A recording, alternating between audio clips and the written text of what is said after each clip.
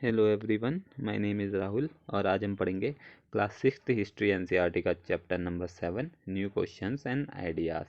जैसा कि एनसीईआरटी में होता है, सबसे पहले एक स्टोरी होती है। इसमें भी एक स्टोरी है अंगा की। Angas school trip. अंगा एक बार स्कूल ट्रिप में जा रही थी पहली बार, और वो इस ट्रिप में जा रहे थे पुणे महाराष्ट्र से वाराणसी उत्तर प्रदेश की तरफ जा रहे थे। Her mother who come to see her off at the station.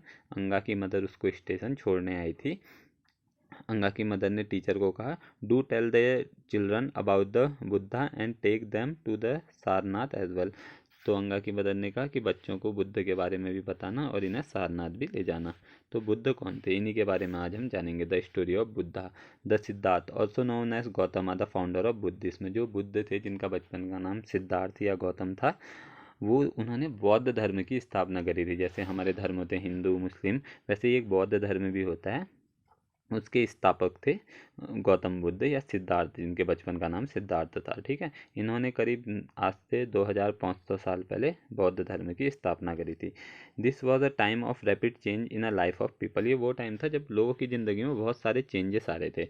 जैसा कि हमने चैप्टर नंबर 6 में पढ़ा, महाजनपद बन रहे थे, बड़े बड़े किंग एग्जिस्टेंस में आ रहे थे। तो ये सारे चेंजेस आए थे। सिटी में बहुत ज़्यादा डेवलपमेंट हो रहा था, गांव की लाइफ में भी बहुत ज़्यादा चेंजेस आ रहे थे।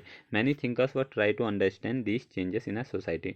बहुत सारे जो थिंकर्स होते हैं, विचारक थे, वो इस चेंज को समझने की कोशिश कर रहे थे। They also want to try and find out the true meaning of life. इसी के साथ साथ वो जो विचारक थे, वो लाइफ का ट्रू मीनिंग भी जानने की कोशिश कर रहे थे। The Buddha belong to the small gana call Shakya gana. जो बुद्ध थे, वो स्मॉल एक गण होता था, उस जिसे साक्य गण कहा जाता था, उससे बिलोंग करते थे। इसीलिए इनका नाम साक्य मुनि भी कहा जाता है गौतम बुद्ध को, जो कि क्षत्रिय थे। जैसे कि हमने वर्ण सिस्टम में पढ़ा था, ब्राह्मणों ने 4 कास्ट सिस्टम में बांट दिया था, ब्राह्मण, क्षत्रिय, वैश्य और शूद्र। ये क्षत्रिय में आते थे। When he was a very young, he left the comfort of the home in search of knowledge. जब वो बहुत छोटे थे तो उन्होंने अपना घर छोड़ दिया और ज्ञान की तलाश में निकल पड़े, नॉलेज की तलाश में निकल पड़े। और वो बहुत जगह गए। He wandered for several years, meeting and holding discussion with other thinker. उन्होंने बहुत लोगों से बात करी इस बारे में। He finally decide to find his own path to realization and meditate for days on end under the peepal tree at Bodh Gaya इन बिहार। उसके बाद उन्होंने बहुत ज़्यादा मेडिटेशन करा पीपल ट्री के नीचे, जो कि बोध गया बिहार में है। इसके बाद उन्हें इनलाइटमेंट मिला। इनलाइटमेंट मतलब उन्हें नॉलेज मिली। After that he known as the Buddha और द वाइज वन। इसी के बाद उनका नाम बुद्ध और वाइस वन पड़ा। He then went to Sarnath near Varanasi where he taught for the first time. इसके बाद वो, जब उन्हें इनलाइटमेंट मिल गई, इसके बाद वो पहली बार सारनाथ गए, जो कि वाराणसी में है, और वहाँ उन्होंने अपनी पहली टीचिंग दी, लोगों को समझाया, ज्ञान दिया। He expend left rest of his life travelling on foot. उसके बाद वो अपनी पूरी ज़िंदगी यहाँ से वहाँ जाते रहे, एक जगह से दूसरी जगह लोगों को पढ़ाते रहे। एंड उसके बाद उनकी डेथ हो गई कुशीनारा में। ठीक है, तो ये थी गौतम बुद्ध की स्टोरी। तो अब उनकी टीचिंग क्या थी, वो क्या ज्ञान देते थे, उसके बारे में जानेंगे। Buddha taught that life is full of suffering and happiness. Buddha ने कहा था कि लाइफ जो है पूरी दुखों से भरी है, और इसका कारण भी है। This is a cause because we have craving and desire. और इसका कारण है हमारी इच्छा, हमारे मन की इच्छा। We often can not been fulfilled sometimes, even if we get what we want we are not satisfy and want more. जो हमारी इच्छाएं होती हैं, वही हमारे दुख का कारण है। जैसे जब हमारी इच्छा पूरी नहीं होती तो हमें दुख होता है। जैसे अभी हमें मान लेते हैं, हमें फ़ोन चाहिए, तो हमारे पास फ़ोन नहीं है, तो ये हमारी इच्छा पूरी नहीं हुई, तो हमें दुख होगा। कभी कभी हमारी इच्छा पूरी भी हो जाएगी, फिर भी उसके बाद हमें ज़्यादा इच्छा की, ज़्यादा चीज़ों की तलाश वो रहती है, इच्छा रहती है। जैसे कि अगर हमें अभी फ़ोन मिल गया, फिर हमें बाइक की तलाश होगी, और हमें बाइक नहीं मिलेगी, फिर दुख होगा। तो ये सारी हमारी डिज़ायर कभी ख़त्म नहीं होती है। The Buddha describe this as the thirst or tanha. Buddha ने इसी को थ्रिस्ट और तन्हा कहा था।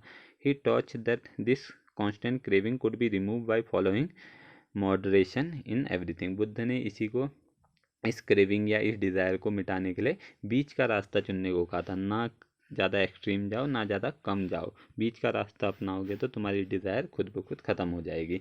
ये बुद्धा ने बताया था। He also taught people to be kind and to respectful the life of other including animal. इसी के साथ साथ बुद्धा ने कहा था कि दूसरों के प्रति दया की भावना रखो और दूसरों की रिस्पेक्ट करो। इसी के साथ साथ एनिमल्स की भी रिस्पेक्ट करो और एनिमल्स के लिए भी दया की भावना रखो।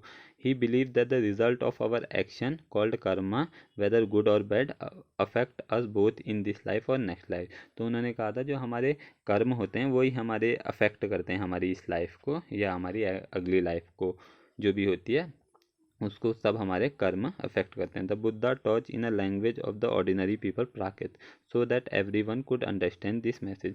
तो बुद्धा ने जितने भी अपने उपदेश दिए थे वो सब प्राकृत लैंग्वेज में दिए थे। उस टाइम प्राकृत लैंग्वेज ही सब लोग बोला करते थे, तो ऑर्डिनरी लैंग्वेज हुआ करती थी जिससे सब लोग समझ जाया करते थे। वहीं पर को जो वैदिक पीरियड में हमने पढ़ा था कि वेद किस में बने थे, संस्कृत में, वो भी वैदिक संस्कृत में बने थे, जिसको समझ पाना बहुत ही मुश्किल होता था, बस ब्राह्मण ही समझ पाते थे ना, मगर बुद्धा ने प्राकृत लैंग्वेज में दिया था। He also encouraged people to think for themselves rather than simply accept what he said. उन्होंने ये भी कहा था कि सीधा ब्लाइंड फोल्ड होके उन्हें फॉलो मत करो, पहले खुद कुछ समझो उसके बाद उन्हें फॉलो करो अगर सही लगता है तब। अब पढ़ेंगे the story of Kisha Gautami. एक किशा गौतमी एक वुमेन थी, उनकी स्टोरी। एक गांव में एक वुमेन रहा करती थी किशा गौतमी। एक बार उसके सन की डेथ हो पड़ी तो वो बहुत दुख हो गया था उसको, तो वो पूरे गांव में अपनी जो सन थी उसको ले जाके लोगों से प्रार्थना करने लगी कि किसी तरह मेरे बेटे को वापस ले आओ।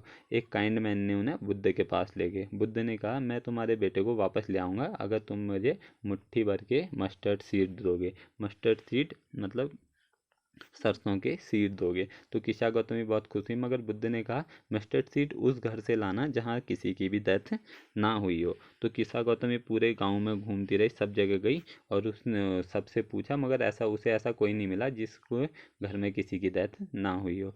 तो इससे बुद्ध समझाना चाहते थे कि जिसकी लाइफ है उसकी डेथ भी होनी निश्चित है। तब अब देखेंगे उपनिषद के बारे में। उपनिषद क्या होते हैं? Around the time that Buddha was preaching and perhaps a little earlier other thinkers also try to find answer to the difficult question. जब बुद्ध अपनी ये टीचिंग दे रहे थे इसके साथ साथ बहुत सारे और थिंकर्स थे जो कि और डिफ़िकल्ट क्वेश्चन के आंसर जानने की कोशिश कर रहे थे। Some of them want to know about life after death. कुछ जानना चाहते थे कि लाइफ का क्या होता है, डेथ के बाद क्या होता है इंसान का। Other want to know why sacrifice would be perform. कुछ लोग जानना चाहते थे कि सेक्रीफाइस क्यों परफॉर्म करते हैं हम। Many of these thinker felt that there is something permanent in the universe that could last even after death. कुछ का बिलीव था कि इस दुनिया में ऐसी चीज़ें हैं जो डेथ के बाद भी रहती हैं। उन्होंने इसको नाम दिया आत्मा और इंडिविजुअल सोल। और कुछ का मानना था कि एक ब्राह्मण भी होती है, यूनिवर्सल सोल भी होती है। दे बिलीव दैट दोनों आत्मा और परमात्मा, ब्राह्मण और आत्मा मिल जाती हैं at the last.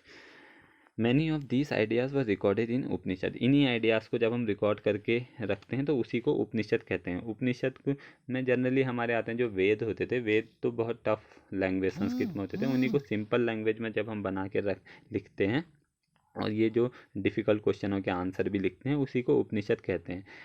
Upanishad literally mean approaching, sitting near and the text containing conversation between teacher और स्टूडेंट। तो उपनिषद में जनरली डायलॉग होते हैं, आपस में बातचीत वाली चीज़ें होती हैं।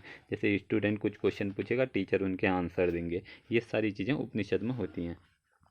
अब इस ऐसा ही एक उपनिषद है चंदोग्या उपनिषद। चंदोग्या उपनिषद है, उसमें एक स्टोरी है वाइस बैगर की, जिसमें एक सुनाका और अभिप्रांतम दो संत थे जो आपस में खाना खा रहे। तो एक बार एक बैगर आया उनके पास, उसने उनसे खाना मांगा, तो जो ये दोनों थे इन्होंने मना कर दिया। तो बैगर ने पूछा आप किस चीज़ की वर्शिप करते हैं? तो उन्होंने बोला हम यूनिवर्सल सोल की वर्शिप करते हैं। तो बैगन ने कहा आप यूनिवर्सल सोल में मानते हैं, इसका मतलब आप मुझ में भी एक सोल होगी, यूनिवर्सल सोल होगी, तो आप मेरे को खाना ना देकर यूनिवर्सल सोल को खाना नहीं दे रहे हैं। तो इन दोनों को समझ आया, फिर इन्होंने उसको बैगर को खाना दिया। तो ये थी इसमें स्टोरी। अब पढ़ेंगे आगे। Most Upanishad thinkers was man. ज़्यादातर उपनिषद जो थिंकर्स होते थे वो मैन हुआ करते थे, जनरली ब्राह्मण और राजा हुआ करते थे। इसमें भी occasionally there is a women, इनमें से कभी कभी कोई वुमेन होती थी। इसमें से एक इंपॉर्टेंट वुमेन थी गार्गी। गार्गी ज़्यादातर मैन ही होते थे मगर कुछ वुमेन भी होती थी, इसमें से सबसे इंपॉर्टेंट थी गार्गी, जिसके जो वो थे उपनिषद थे वो बहुत फेमस थे रॉयल कोर्ट में। Poor people really took part in this discussion, और पुअर पीपल तो इसमें पार्टिसिपेट ही नहीं कर पाते थे, मगर उनमें से एक फेमस था सत्यकमा जबाला। सत्यकमा जबाला एक पुअर थे जिन्होंने उपनिषद के बारे में जाना था। Who has name after his mother the slave Jabali, उनका नाम उनकी मम्मी के नाम पर पड़ा था जिनका नाम जबाली था। He had a deep desire to learn about reality, उनको बहुत इच्छा थी कि रियलिटी के बारे में जानना, लाइफ के बारे में जानना। Was accepted as a son as a student by the Brahmin, इनको फिर एक ब्राह्मण टीचर ने स्टूडेंट रख दिया था जिनका नाम गौतम था। ये दूसरे गौतम थे, गौतम बुद्ध वाले गौतम नहीं। Become one of the best known thinker of this time, इन्हें सबसे अच्छा थिंकर कहा जाता है फिर उस टाइम का। Most of the idea of the Upanishad was later developed by the famous thinker Shankaracharya, फिर बहुत सारे जो ये आइडियाज़ थे इनको शंकराचार्य ने लेटर उपनिषद में बनाया था।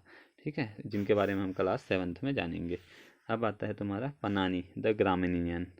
It was also the time when other scholars were at work, ये टाइम वो था जब और भी स्कॉलर अपना काम कर रहे थे। ठीक है, one of the most famous was Panini, इनमें से एक पनानी थे।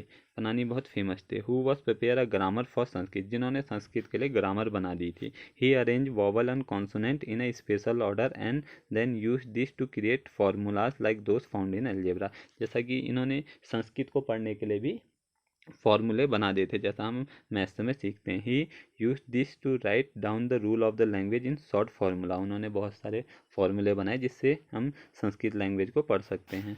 तो इसके बाद आता है जैनिज्म। तो जैनिज्म को हम अगले पार्ट में जानेंगे। Thank you.